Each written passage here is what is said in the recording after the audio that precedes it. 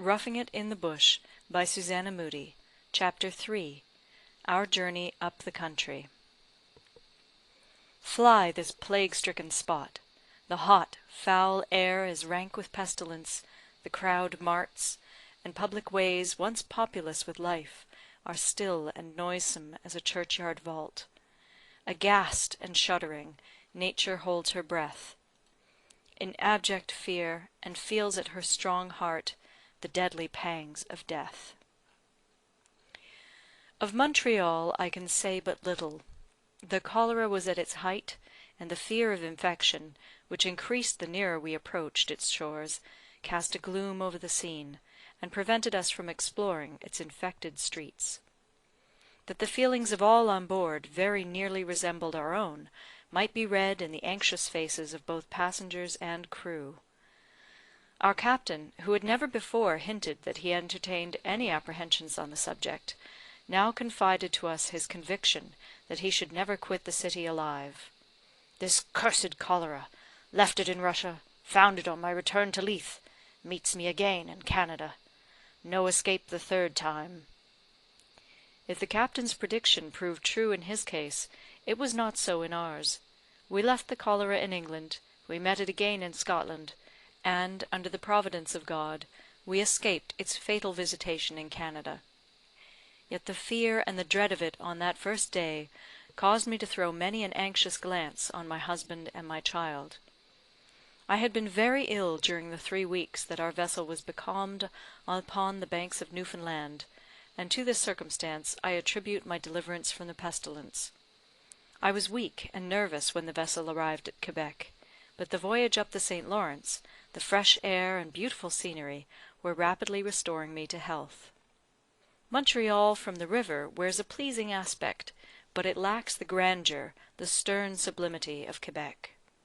The fine mountain that forms the background to the city, the island of St. Helens in front, and the junction of the St. Lawrence and the Ottawa, which run side by side, their respective boundaries only marked by a long ripple of white foam, and the darker blue tint of the former river, constitute the most remarkable features in the landscape.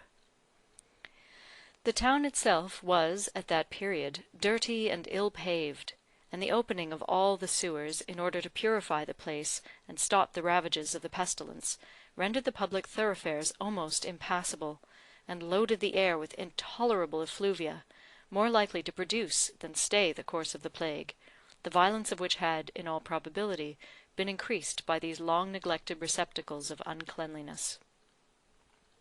The dismal stories told us by the excise officer, who came to inspect the unloading of the vessel, of the frightful ravages of the cholera, by no means increased our desire to go on shore. "It'll be a miracle if you escape," he said. "Hundreds of emigrants die daily, and if Stephen Ayres had not providentially come among us, not a soul would have been alive at this moment in Montreal." "And who is Stephen Ayres?" said I. "God only knows," was the grave reply. "There was a man sent from heaven, and his name was John." "But I thought this man was called Stephen." "Ay, so he calls himself. But 'tis certain that he is not of the earth. Flesh and blood could never do what he has done. The hand of God is in it. Besides, no one knows who he is, or whence he comes. When the cholera was at the worst, and the hearts of all men stood still with fear, and our doctors could do nothing to stop its progress, this man, or angel, or saint, suddenly made his appearance in our streets. He came in great humility, seated in an ox cart, and drawn by 2 lean oxen in a rope harness.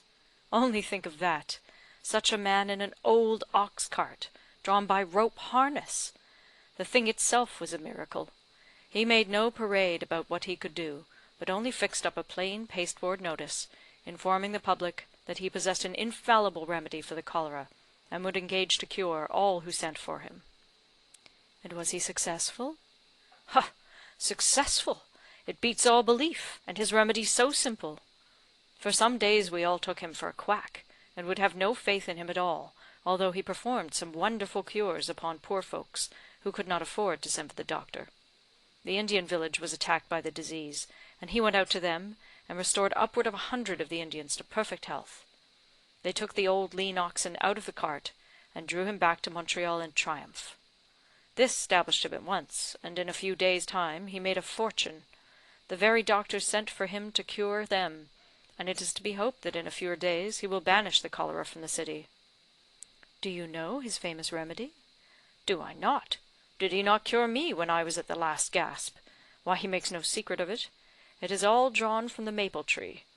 First he rubs the patient all over with an ointment, made of hog's lard and maple sugar and ashes from the maple tree, and he gives him a hot draught of maple sugar and ley, which throws him into a violent perspiration. In about an hour the cramps subside. He falls into a quiet sleep, and when he awakes he is perfectly restored to health." Such were our first tidings of Stephen Ayres, the cholera doctor, who was universally believed to have effected some wonderful cures. He obtained a wide celebrity throughout the colony.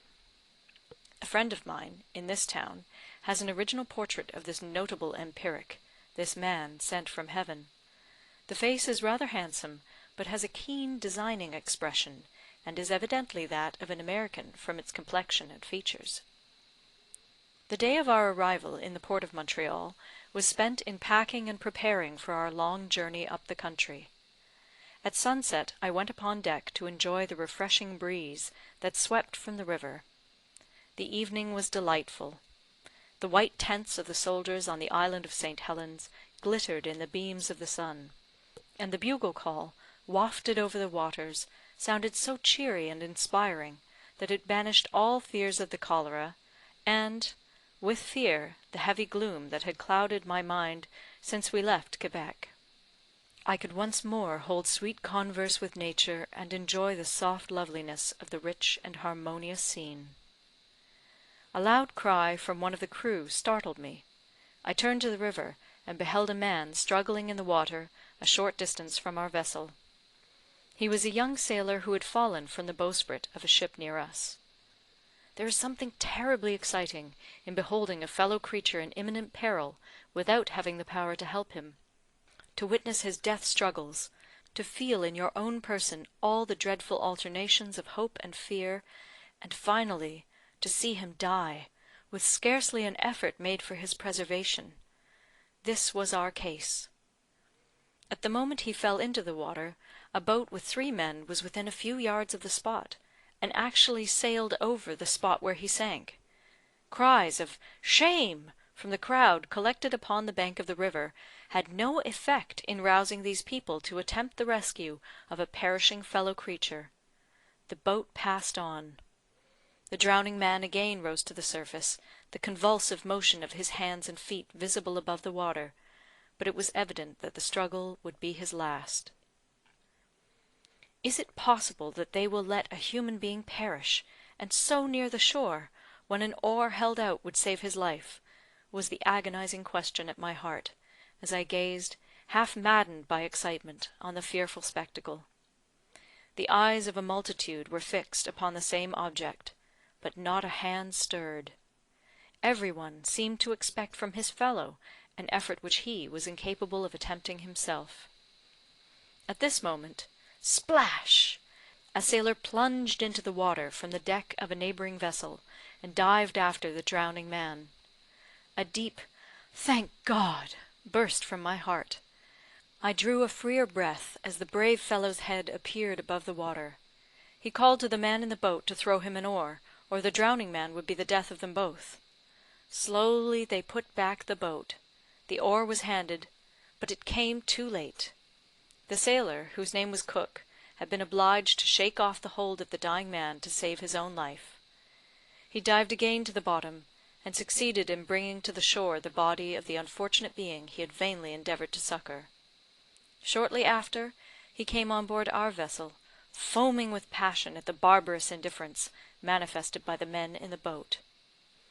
Had they given me the oar in time, I could have saved him. I knew him well.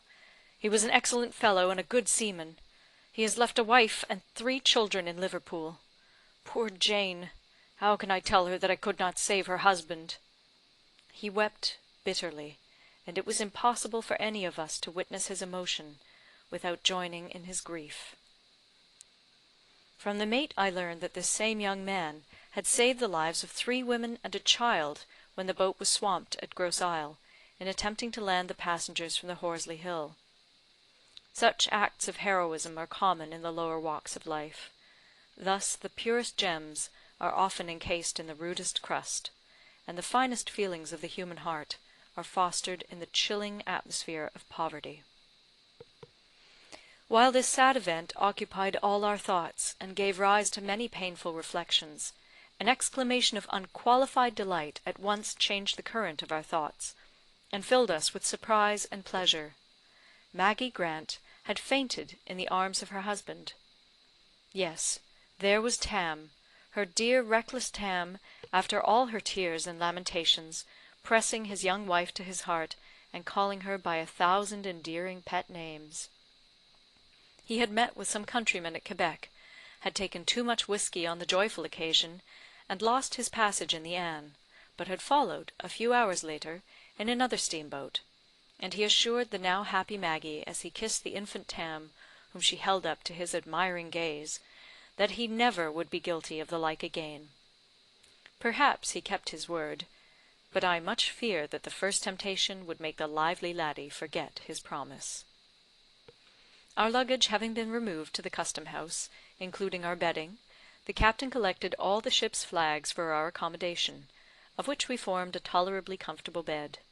And if our dreams were of England, could it be otherwise, with her glorious flag wrapped around us, and our heads resting upon the Union Jack? In the morning we were obliged to visit the city, to make the necessary arrangements for our upward journey. The day was intensely hot.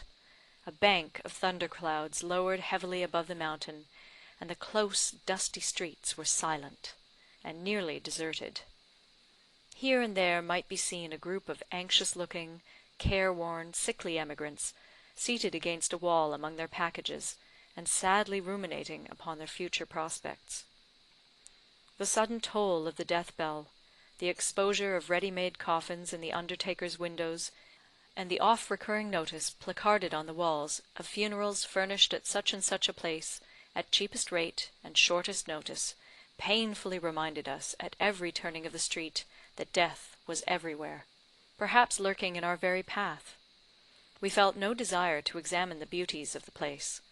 With this ominous feeling pervading our minds, public buildings possessed few attractions, and we determined to make our stay as short as possible.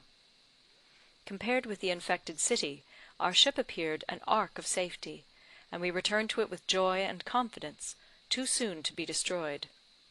We had scarcely re-entered our cabin, when tidings were brought to us that the cholera had made its appearance. A brother of the captain had been attacked.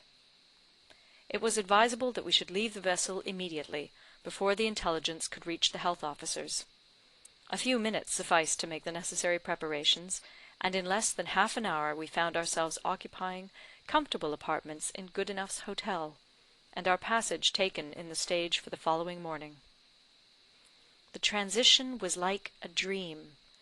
The change from the close, rank ship to large, airy, well-furnished rooms and clean attendants was a luxury we should have enjoyed, had not the dread of cholera involved all things around us in gloom and apprehension. No one spoke upon the subject, and yet it was evident that it was uppermost in the thoughts of all. Several emigrants had died of the terrible disorder during the week, beneath the very roof that sheltered us, and its ravages, we were told, had extended up the country as far as Kingston, so that it was still to be the phantom of our coming journey, if we were fortunate enough to escape from its headquarters. At 6 o'clock the following morning, we took our places in the coach for Lachine, and our fears of the plague greatly diminished as we left the spires of Montreal in the distance. The journey from Montreal westward has been so well described by many gifted pens, that I shall say little about it. The banks of the St. Lawrence are picturesque and beautiful, particularly in those spots where there is a good view of the American side. The neat farmhouses looked to me, whose eyes had been so long accustomed to the watery waste, homes of beauty and happiness, and the splendid orchards, the trees at that season of the year being loaded with ripening fruit of all hues, were refreshing and delicious. My partiality for the apples was regarded by a fellow traveller with a species of horror. "Touch them not, if you value your life." Every draught of fresh air and water inspired me with renewed health and spirits, and I disregarded the well-meant advice. The gentleman who gave it had just recovered from the terrible disease. He was a middle-aged man, a farmer from the upper province, Canadian-born. He had visited Montreal on business for the first time. "Well, sir," he said, in answer to some questions put to him by my husband respecting the disease, "I can tell you what it is. A man smitten with the cholera stares death right in the face, and the torment he is suffering is so great that he would gladly die to get rid of it." "You were fortunate, see, to escape," said a backwoods settler, who occupied the opposite seat. "Many a younger man has died of it." "Ay, but I believe I never should have taken it had it not been for some things they gave me for supper at the hotel. Oysters, they called them. Oysters! They were alive! I was once persuaded by a friend to eat them, and I liked them well enough at the time, but I declare to you that I felt them crawling over one another in my stomach all night. The next morning I was seized with the cholera." "Did you swallow them whole, see?" said the former spokesman, who seemed highly tickled by the evil doings of the oysters. "To be sure, I tell you, the creatures are alive. You put them on your tongue, and I'll be bound you'll be glad to let them slip down as fast as you can."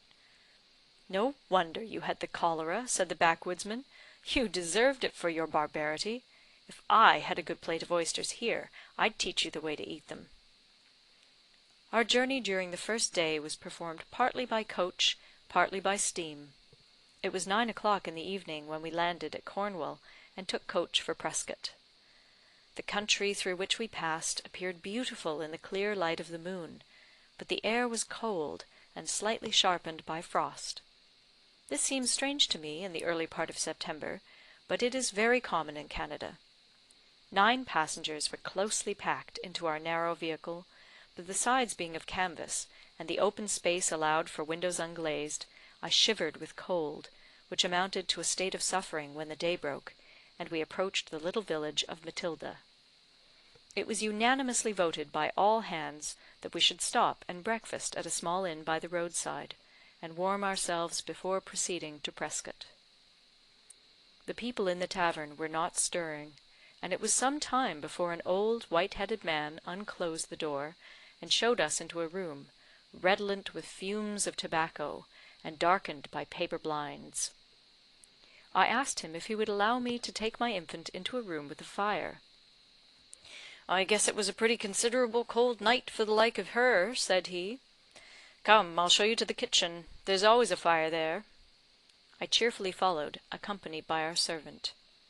Our entrance was unexpected, and by no means agreeable to the persons we found there. A half-clothed, red-haired Irish servant was upon her knees, kindling up the fire, and a long, thin woman with a sharp face, and an eye like a black snake, was just emerging from a bed in the corner. We soon discovered this apparition to be the mistress of the house. "The people can't come in here!" she screamed in a shrill voice, darting daggers at the poor old man. "Sure there's a baby, and the 2 women critters are perished with cold," pleaded the good old man. "What's that to me? They have no business in my kitchen." "Now, Almira, do hold on. It's the coach has stopped to breakfast with us, and you know we don't often get the chance." At this time the fair Almira was dressing as fast as she could, and eyeing her unwelcome female guests, as we stood shivering over the fire. "Breakfast!" she muttered. "What can we give them to eat? They pass our door 1,000 times without any one alighting, and now, when we are out of everything, they must stop and order breakfast at such an unreasonable hour. How many are there of you?" turning fiercely to me. 9, I answered laconically, continuing to chafe the cold hands and feet of the child. 9? That bit of beef will be nothing cut into steaks for 9. What's to be done, Joe?" to the old man. "Eggs and ham, summat of that dried venison, and pumpkin pie," responded the aide-de-camp thoughtfully. "I don't know of any other fixings." "Bestir yourself, then, and lay out the table, for the coach can't stay long," cried the virago, seizing a frying-pan from the wall, and preparing it for the reception of eggs and ham. "I must have the fire to myself. People can't come crowding here when I have to fix breakfast for 9, particularly when there is a good room elsewhere provided for their accommodation." I took the hint, and retreated to the parlour, where I found the rest of the passengers walking to and fro, and impatiently awaiting the advent of breakfast. To do Almira justice, she prepared from her scanty materials a very substantial breakfast in an incredibly short time, for which she charged us $0.25 per head. At Prescott we embarked on board a fine new steamboat, William IV., crowded with Irish immigrants, proceeding to Coburg and Toronto. While pacing the deck, my husband was greatly struck by the appearance of a middle-aged man and his wife, who sat apart from the rest, and seemed struggling with intense grief, which, in spite of all their efforts at concealment, was strongly impressed upon their features. Some time after, I fell into conversation with the woman, from whom I learned their little history. The husband was factor to a Scotch gentleman of large landed property, who had employed him to visit Canada and report the capabilities of the country, prior to his investing a large sum of money in wild lands. The expenses of their voyage had been paid, and everything up to that morning had prospered them.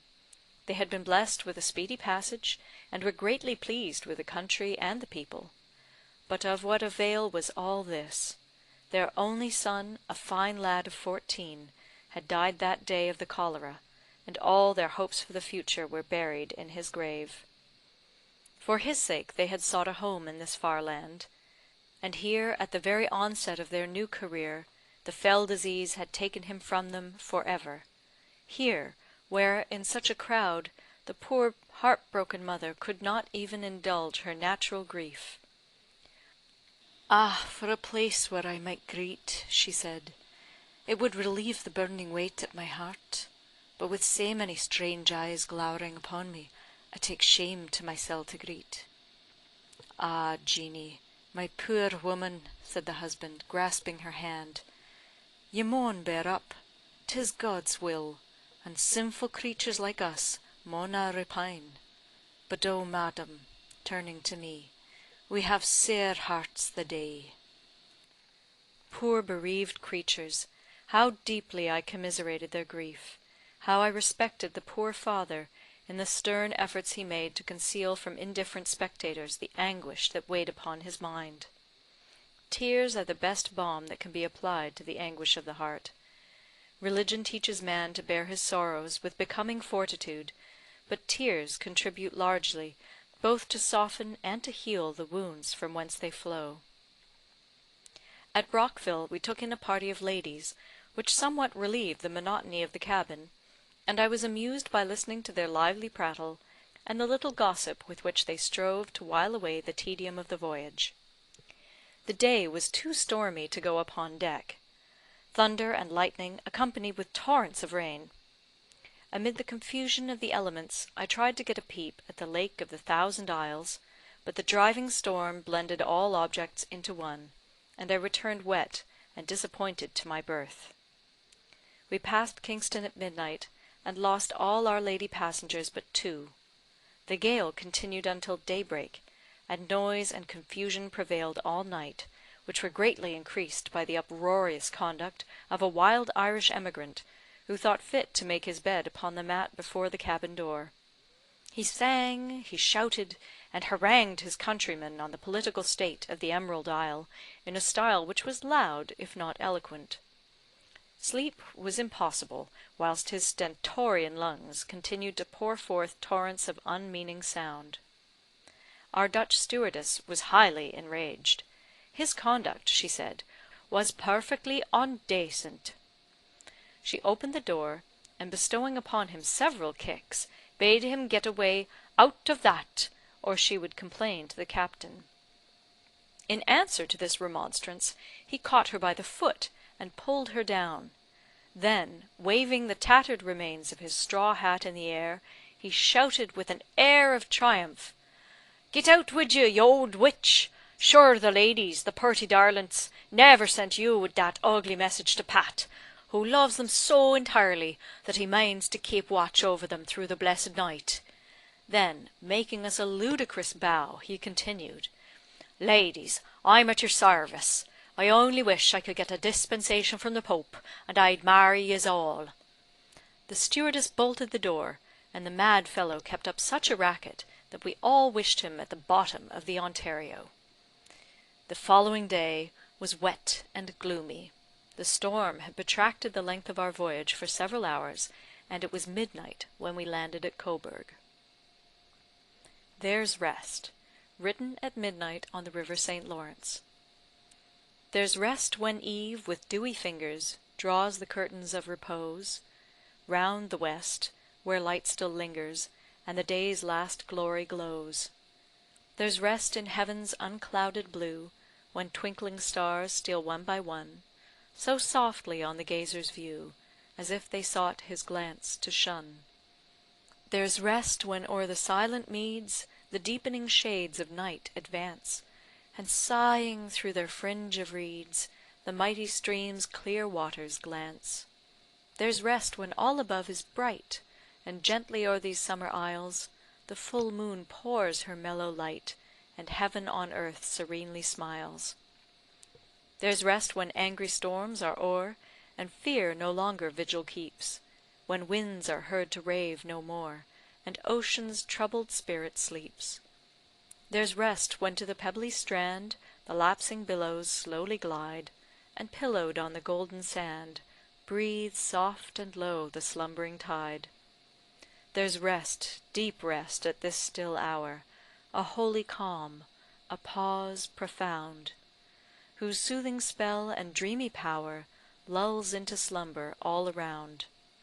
There's rest for labour's hardy child, for nature's tribes of earth and air, whose sacred balm and influence mild, save guilt and sorrow, all may share.